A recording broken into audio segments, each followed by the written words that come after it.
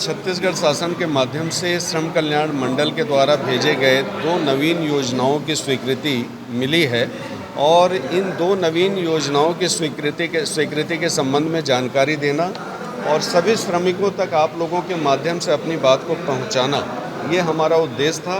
जैसे पहला है मेधावी छात्रवृत्ति योजना, दूसरा है खेल कूद प्रोत्साहन योजना और एक जो पहले से संचालित थी छात्रवृत्ति योजना, तो उसमें भी डबल और ट्रिपल बढ़ोतरी की गई है, उसकी भी जानकारी देंगे।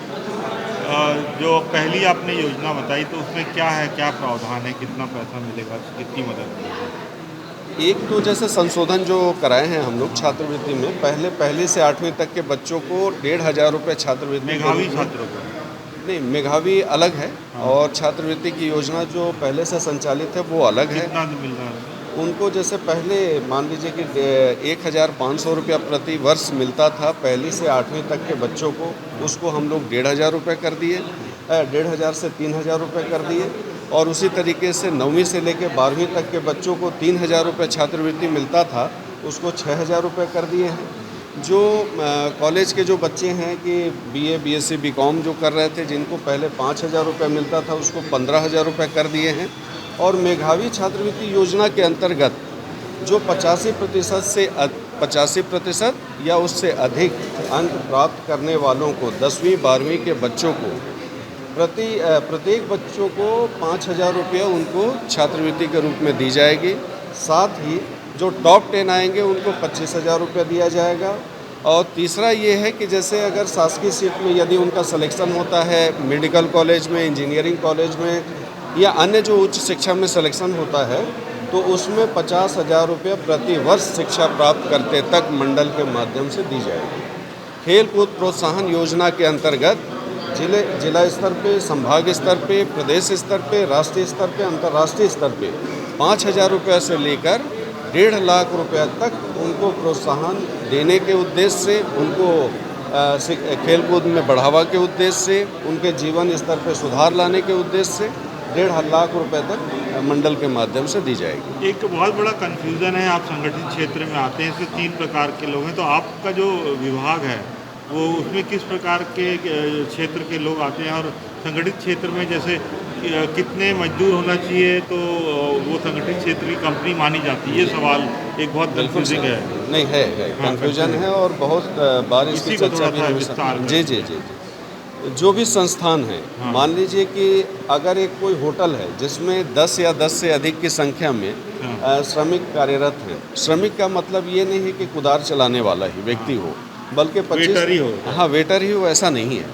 जैसे चाहे वो अकाउंटेंट है, चाहे वो कंप्यूटर ऑपरेटर है, चाहे वो डाटा एंट्री ऑपरेटर है, या वो ड्राइवर है, चाहे वो क्लीनर है, तो ये सारे चाहे वो स्वीपर है, ये सारे उसी दायरे में आएंगे। 25,000 रुपये से कम यदि किसी प्राइवेट संस्थान में उनको वेतन मिल रहा है तो, और 10 या 10 से अधिक की संख्या में एक साथ काम कर रहे हैं, संगठित उनको माना जाएगा, तो वो हमारे श्रम कल्याण मंडल के दायरे में आएंगे। और संस्थान के स्वामी की जिम्मेदारी भी है, उनका दायित्व भी है कि श्रम कल्याण मंडल में सभी श्रमिकों का वो पंजीयन कराएं। और पंजीयन में बहुत छोटी सी राशि उनका खर्च होना है कि 60 रुपये हर 6 महीने में देना है प्रति व्यक्ति। एक व्यक्ति के पीछे एक वर्ष में 120 रुपया, 6 महीने में 60 रुपया उनको श्रम कल्याण मंडल में अभिदाय के रूप में जमा करना है। और यदि उस श्रमिक के 2 या 3 बच्चे शिक्षा प्राप्त कर रहे हैं तो मंडल की जितनी 11 योजनाएं हैं उसके साथ साथ छात्रवृत्ति, मेधावी छात्रवृत्ति योजना, खेलकूद प्रोत्साहन योजना, सभी का लाभ उसको मिल पाएगा।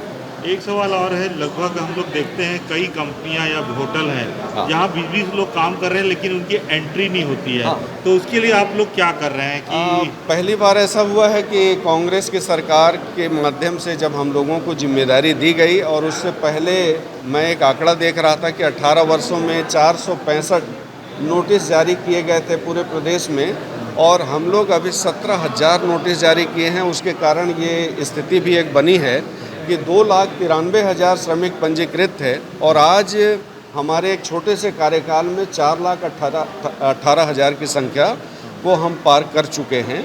और आने वाले समय में मुझे ऐसा लगता है कि जिस रफ्तार से हम आगे बढ़ रहे हैं, हम अपनी बात को आप लोगों के माध्यम से जब पहुंचाते जाएंगे, लोग जागरूक होंगे, सभी का सहयोग मिलेगा, तो सारे श्रमिकों का पंजीयन मंडल के माध्यम से जो इसके दायरे में आते हैं उनका हो जाएगा। आखिरी सवाल, अगर पत्रकार लोग आपको कंप्लेन करते हैं कि किसी जगह 10 से ज़्यादा श्रमिक काम कर रहे हैं और उनकी रजिस्ट्रेशन नहीं हुआ है, जी। तो क्या आप कार्रवाई करेंगे? 100% उसमें जो विधि सम्मत कार्यवाही है, लगभग 400 से ऊपर जो मंडल के माध्यम से जो प्रथम नोटिस, द्वितीय नोटिस दी गई और उसके बाद उनके द्वारा एक्शन नहीं लिया गया संस्थान के माध्यम से, तो मामला कोर्ट में चला गया है और लगभग 400 से ऊपर प्रकरण कोर्ट में चले गए। ऐसी कोई हेल्पलाइन नंबर है जो हाँ जिसमें जिसमें भी बता सके कि यहाँ गड़बड़ी चल रही है? 0771 जो रायपुर का कोड है और 2443809।